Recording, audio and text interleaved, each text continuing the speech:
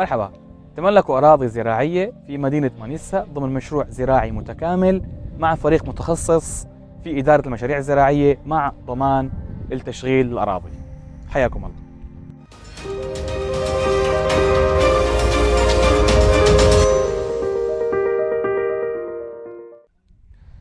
مرحبا، يسعد اوقاتكم يا رب. معكم سلمان امير اغلو، شركة العمارات العقارية تركيا حديثة مدينة بورصة.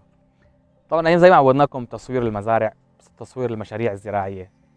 احنا طلعنا برات بورصة، صرنا فترة عم نطلع الى المدن اللي هي قريبة من بورصة او الاطراف بورصة. اليوم احنا موجودين في مدينة مانيسا. مدينة مانيسا تبعد عن مدينة بورصة 3 ساعات، وعن اسطنبول تقريبا حوالي 4 ساعات ل 4 ساعات ونص. اليوم احنا موجودين في مدينة مانيسا. مدينة مانيسا بتشتهر 90% منها بزراعة نوعين، الزيتون والجوز. وطبعا فيها المشمش كمان مشهورة فيه، ولكن مش كتير. أكثر شيء طبعا الزيتون والجوز. احنا اليوم موجودين في مكان صورناه قبل هيك من فترة تقريبا 8 شهور أو أكثر. المكان هذا طبعا ما كان نظام البيع مختلف. كان نظام البيع كله تنباع الأراضي هنا مرة واحدة، ولكن الآن نظام البيع اختلف شوي. صار نظام البيع الآن موجود هنا. ممكن تشتري أي مساحة بدك إياها، ابتداء من 50 دنم إلى غاية 1000 2000 3000 دنم. طبعا المساحة الإجمالية هنا 3080 دنم. 3080 دنم. مش كلهم في نفس المكان هنا، ولكن كلهم قراب من بعض. المكان هنا في 1900 دنم، 15 كيلو متر من هنا في عندنا كمان مزرعتين، واحدة 450 دنم وواحدة 750 دنم، وفي عندنا كمان مزرعة ثانية مساحتها 1500 دنم. المهم المجموع الكامل 3080 دنم. يعني احنا بنحكي ب 3 مليون و80 متر مربع، كلهم مزروعين 7 أنواع من الفواكه واللوزيات والزيتون. 70% من مساحة الأرض هي جوز وزيتون، و30% فيها سفرجل، فيها مشمش، فيها جنورك، فيها خوخ، وفيها عنب. ولكن هذول بياخذوا 30% من مساحة الأراضي اللي هي 3080 دنم. طبعا عم نحكي هنا مكان متكامل من كل شيء بدكم إياه، كل شيء بيحتاجه أي مشروع زراعي من الألف إلى الياء. من صناعة الأسمدة، السماد اللي بيستخدموه هنا في الأراضي بيتصنع هنا، رح نصور لكم إياه. غير إنه الأماكن اللي بتخزن فيها الفواكه، الزيتون، من الثلاجة الكبيرة. في ثلاجة هنا مساحتها 10000 متر مكعب، يعني ممكن تخزن فيها نص المحصول اللي بيطلع من الأراضي هذه. خزانة جدا كبيرة. الكهرباء اللي بتستخدم هنا ما بتستخدم من برا أو من الدولة أو من استئجار أو فلوس. المكان هنا فيه محطة توليد طاقة عن طريق الطاقة الشمسية، تولد كهرباء بتكفي هذا المكان، وبنفس الوقت كمان بيتم تأجيرها إلى الأراضي اللي حواليها أو إلى الناس اللي هم قريبين من هذا المكان. يعني صراحة إيش ما حكيت، المكان متكامل 100% من الألف إلى الياء، من العمال، من السيارات، التراكتورات، إلى المهندسين، إلى الأماكن اللي بتنام فيها الموظفين، إلى فيلا لصاحب هذا المكان، من كل شيء. رح نحكي لكم تفاصيل أكثر، ورح نصور لكم كل الأشياء اللي موجودة داخل هذا المكان. خليكم معنا، تفضل. هنا موجودين عند المدخل، هذا مدخل الرئيسي. هنا موجود غرف تعتبر مكاتب للناس اللي شغالة هنا. طبعا هنا في 4 مهندسين زراعيين ثابتين في المكان هنا، شغالين بشكل رسمي. غير المنازل للعمال اللي هم عمال موظفين كمان بيشتغلوا هنا بشكل رسمي. في عندهم منازل بيناموا هنا، في عندهم مكان هنا زي المستوصف. غير طبعا العمال والموظفين اللي هم بتم استئجارهم بشكل يومي من القرية أو من القرى اللي هي قريبة من هنا. الحرس، السكيورتي، كله موجود هنا كامل. احنا موجودين في الثلاجة. الثلاجة زي ما حكينا مساحتها 10000 متر مكعب. فيها أكثر من غرفة جوا، فيها طبعا غرف كثير هنعدهم هلا كلهم وحدة وحدة.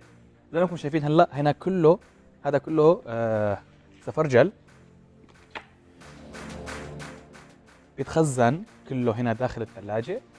طبعا بعضهم بينباع على طول بدون ما يتخزن على حسب الكميات، على حسب اتفاقيتنا مع التجار.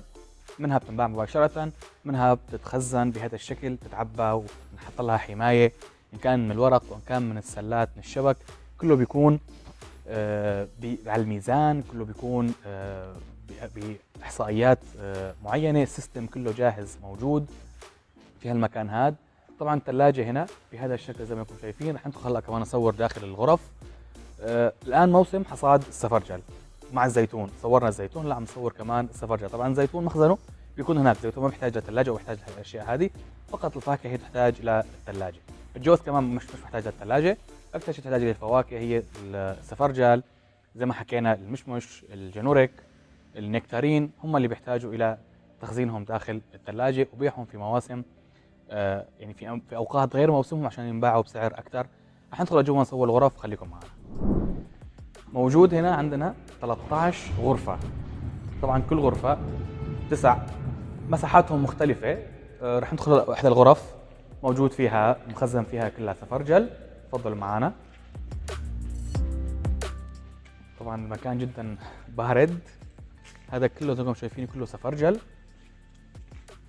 كله معبى بهذا الشكل، محطوط تحته حماية وفوقه كمان حماية علشان ما يخرب. قرب بس صورنا زي ما انكم شايفين. في هنا 13 غرفة زي هاي تماما. مساحة الثلاجة زي ما حكينا 10,000 متر مكعب. نحن هلا موجودين في مكان تخزين الزيتون. الزيتون اللي بيطلع من الأرض بينشال، بيجي هنا بينفرز الزيتون هنا، بيتنظف وينحط في هالأماكن هذه. المكان هذا بيتخزن فيه 1000 طن زيتون. 1000 طن زيتون بيتخزن في هذا المكان. كل وحدة هنا تسع من 15 إلى 17 طن زيتون. هنا طبعا الزيتون هنا ممكن يعيش 5 شهور 6 شهور ممكن لغاية السنة. يتم تخزينه بهذا الشكل. هنا بنحط مع المي مع الملح، بنحط فوقه حجر وبيتخزن في هذا المكان علشان يكون جاهز للتصدير الدولي. طبعا في منهم بيروح على التصدير الدولي، في منهم بينباعوا هنا داخل تركيا. طبعا مانيسا كثير مشهورة بالزيتون.